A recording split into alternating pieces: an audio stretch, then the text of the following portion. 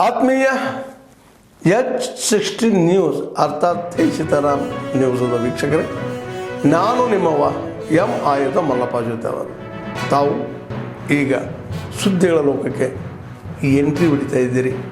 ಈ ಸುದ್ದಿಗಳನ್ನು ಪ್ರತಿಯೊಂದು ನೋಡೋ ಜೊತೆಗೆ ನಿಮ್ಮ ಅಭಿಪ್ರಾಯಗಳನ್ನು ಹಂಚ್ತಾ ಇರಿ. ಯಾಕಂದರೆ ಈ ಸುದ್ದಿಗಳು ನಿಮಗಾಗಿ, ನಿಮ್ಮ ಬದುಕಿಗಾಗಿ, ನಿಮ್ಮ ವೈಚಾರಿಕೆಗಾಗಿ, ನಿಮ್ಮ ತಿಳುವಳಿಕೆಗಾಗಿಯೂ ನಿಮಗೂ ಗೊತ್ತು. ಜೊತೆಗೆ ನಮಗೂ ನಿಮ್ಮೊಂದಿಗೆ ಇದೊಂದು ಮಾತಾಡುವಂಥ ಜೊತೆಗೆ ಸುದ್ದಿಗಳನ್ನು ಬಿಡುವಂಥ ಕೆಲಸ. ಈ ಕೆಲಸದಲ್ಲಿ ನಾವು ನಿಮ್ಮೊಂದಿಗೆ ಇದ್ದೀವಿ ಅಂತ ಹೇಳ್ತಾ ನೋಡ್ತಾ ಇರಿ ಸುದ್ದಿಗಳನ್ನು. 3 ಕಡೆಗೆ ತ್ರಿಶೂಲ ದೀಕ್ಷಾ ಸಮಾರಂಭವನ್ನ ಮಾಡಿ ಹುಡುಗಿಯರಿಗೆ, ಮಹಿಳೆಯರಿಗೆ ಧೈರ್ಯದಿಂದ ಇರಿ. ತ್ರಿಶೂಲವನ್ನ ನಿಮ್ಮ ವ್ಯಾನಿಟಿ ಬ್ಯಾಗ್ನಲ್ಲಿ ಇಟ್ಕೊಂಡು ಓಡಾಡಿ, ಖಾರದ ಪುಡಿಯನ್ನ ಬ್ಯಾಗ್ನಲ್ಲಿ ಇಟ್ಕೊಂಡು ಓಡಾಡಿ. ಯಾವನಾದರೂ ಏನಾದರೂ ನಿಮ್ಮ ಮೇಲೆ ವಕ್ರ ದೃಷ್ಟಿ ಬಂದರೆ ಖಾರ ಪುಡಿ, ತ್ರಿಶೂಲವನ್ನು ಉಪಯೋಗಿಸಿ ನಮ್ಮ ಆತ್ಮ ರಕ್ಷಣೆಗೋಸ್ಕರ ಇರುವಂತಹ ಈ ತ್ರಿಶೂಲವನ್ನ, ಖಾರ ಪುಡಿಯನ್ನ ಇನ್ಯಾವುದೋ ರೀತಿಯ ವಸ್ತುಗಳನ್ನು ಇಟ್ಕೊಂಡು ಓಡಾಡಿ, ಮುಲಾಜಿಂದ ಓಡಾಡಿ.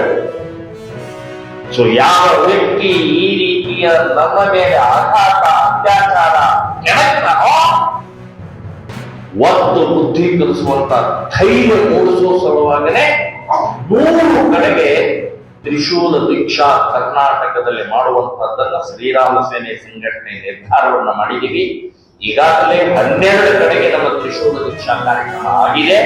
ಸೊ ಇನ್ನು ಮುಂದಿನ ದಿನಗಳಲ್ಲಿ ಪೂರ್ಣ ಪ್ರಮಾಣದಲ್ಲಿ ಹಿಂದೂ ಸಮಾಜದಲ್ಲಿರುವಂತಹ ಮಹಿಳೆಯರಿಗೆ ಸುರಕ್ಷತೆ ಭಾವ ಬರಬೇಕು ಅನ್ನುವಂಥ ದೃಷ್ಟಿಕೋನದಿಂದ ನಾವು ಈ ಕಾರ್ಯಕ್ರಮದ ಯೋಜನೆಯನ್ನ ಮಾಡಿದ್ದೀವಿ ಅನ್ನುವಂಥ ಈ ಸಂದರ್ಭ. Now after 25 years, I think the entire country is looking over global justice. Various investors who have come here also appreciate the way you did it on an international standards. More than 10 lakh crore investment in all sectors. We are pushing people beyond Bangalore. It is not for the Bangalore. Though Bangalore has a very big strength on IT, BT and other startups. Manufacturing sectors are we are giving a lot of time.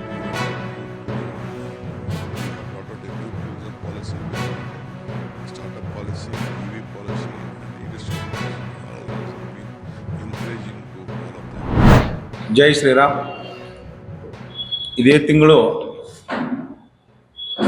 16ನೇ ತಾರೀಕಿನಂದು ಬೆಳಗಾವಿಯಲ್ಲಿ ವಿಶ್ವ ಹಿಂದೂ ಪರಿಷತ್ ಬಜರಂಗ ದಳ ಕಾರ್ಯಕರ್ತರಿಂದ ಸೌರ ಸಂಚಲನ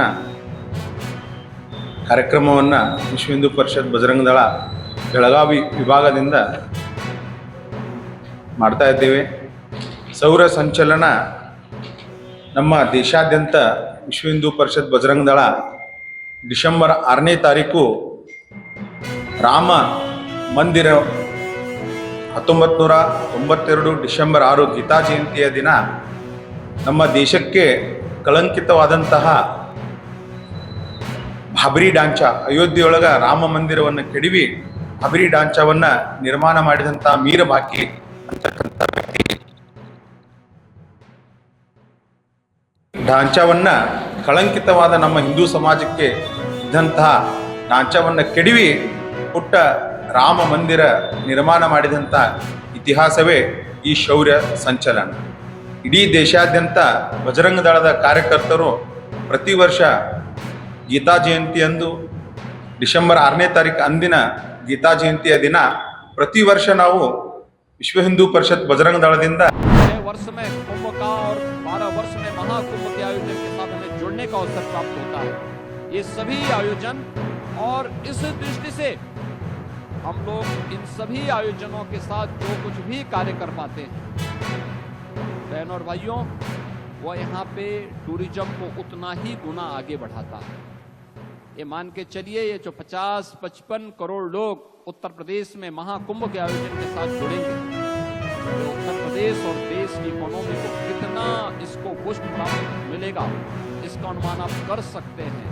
मेरा अनुमान है कि उत्तर प्रदेश की अकेली अर्थव्यवस्था को महाकुंभ प्रयागराज के माध्यम से 3 लाख करोड़ रुपए की नई बढ़ोतरी होने जा रही है। जो लोग उंगली उठाते हैं कि 6,000 5,000 करोड़ रुपए खर्च कर दिए कुंभ में, ये 6,000 और 5 करोड़ कुंभ में ही नहीं किए हैं, प्रयागराज सिटी के रिनोवेशन में भी खर्च किए हैं। कुंभ के आयोजन में कुल 1,500 करोड़ रुपए खर्च हुए हैं और बदले में अगर उत्तर प्रदेश को 3 लाख करोड़ रुपए का लाभ होता हो और यहां की अर्थव्यवस्था सुदृढ़ होती हो, तो मुझे लगता है कि यह उत्तर प्रदेश के नौजवानों के लिए, उत्तर प्रदेश की जनता जनार्दन के लिए और नए भारत के लिए उत्तर प्रदेश के लिए, जिसे हम आदरणीय प्रधानमंत्री जी की प्रेरणा से भारत की ग्रोथ इंजन के रूप में स्थापित कर रहे हैं, उस दृष्टि से अत्यंत उपयुक्त है और समीचीन है।